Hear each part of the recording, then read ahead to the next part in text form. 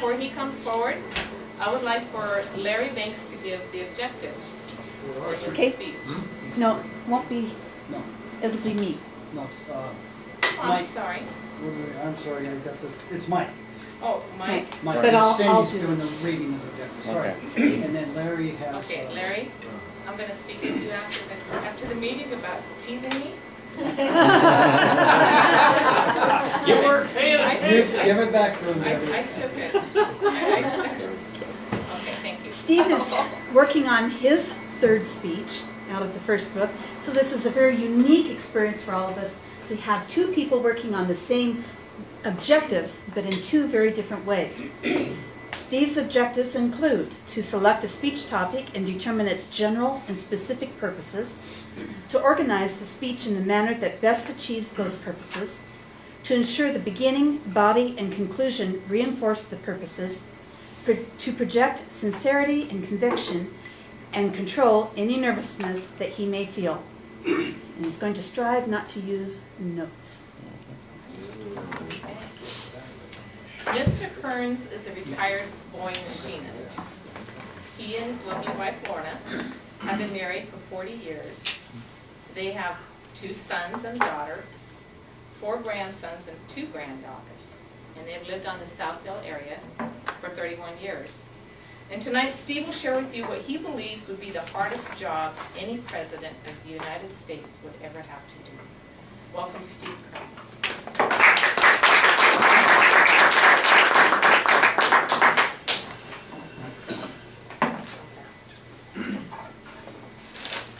1.67 pounds.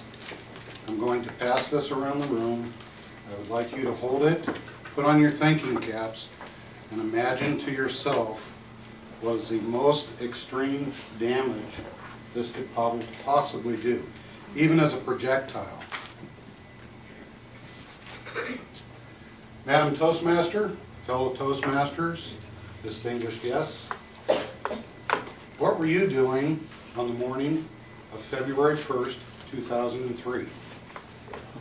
My wife and I were sitting in our favorite restaurant on the coast of Oregon, waiting for our breakfast to be served. Then all of a sudden, on a large screen TV in the restaurant, a news bulletin came across that the Columbia Space Shuttle had disintegrated on re-entry, and that all 7 astronauts were killed. As a hush came over the restaurant, my thoughts immediately went to, this more than likely will be an end to the space program. What I'm going to share with you tonight is, Sheriff, President George W. Bush's memorial speech on February 4th of 2003 for the Columbia Space Shuttle crew. So what happened to the space shuttle? I have a quote from John Schwartz.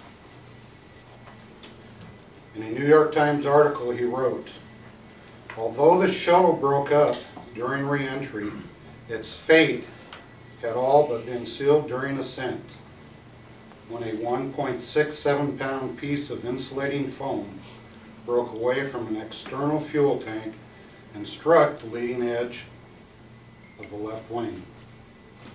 The foam punched a hole that would later allow superheated gases to cut through the wing's interior like a blowtorch.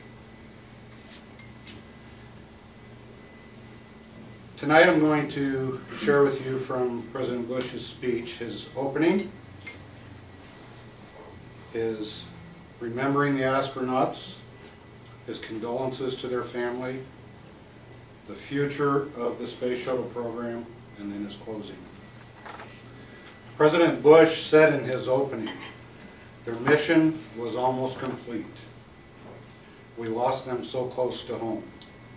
They had traveled 6 million miles around planet Earth.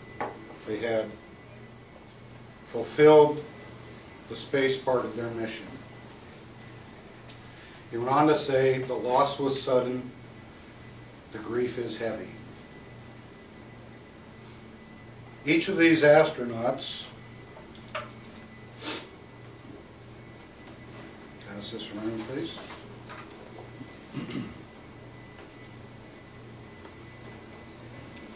He said, each of these astronauts had the daring and discipline required of their calling.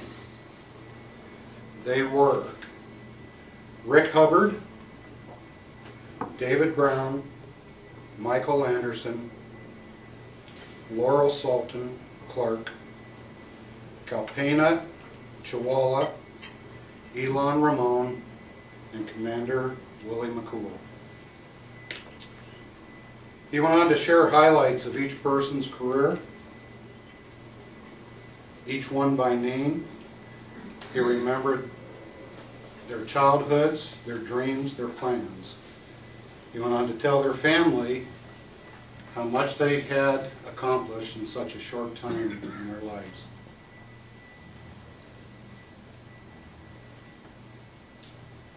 He then spoke words of comfort to each family, individually, by name, remembering the children as well as the spouses. Then he spoke to the nation.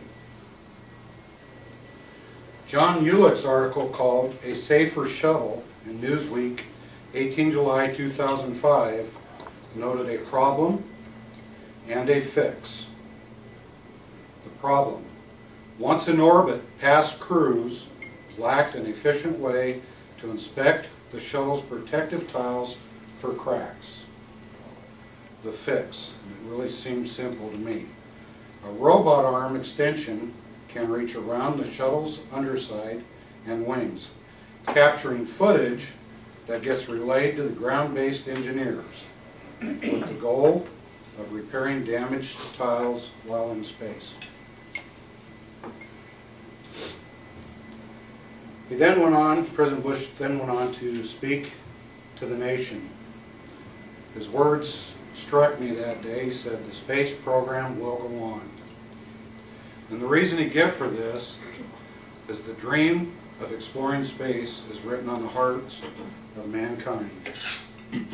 He said, we find the best among us, send them forth to do the job we ask them to do.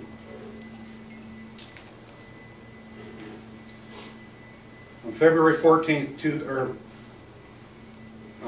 article on February 14th, 2003, from an unknown source, from Commonweal Foundation wrote, President George W. Bush's address to the nation balanced a sense of national sorrow with the need to continue the exploration of space.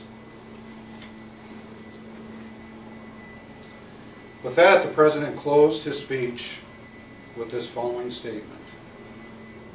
The final days of their lives were spent looking down upon Earth, and now every continent and every land they could see, and now on every continent and every land they could see, the names of these astronauts are known and remembered. They will always have an honored place in the memory of this country. And today I offer the respect and gratitude of the people of the United States. May God bless you all. President Bush spoke of their completed mission in his opening. He honored the crew and gave his condolences to their families. He then reaffirmed the space program would continue, and he closed with God bless the nation.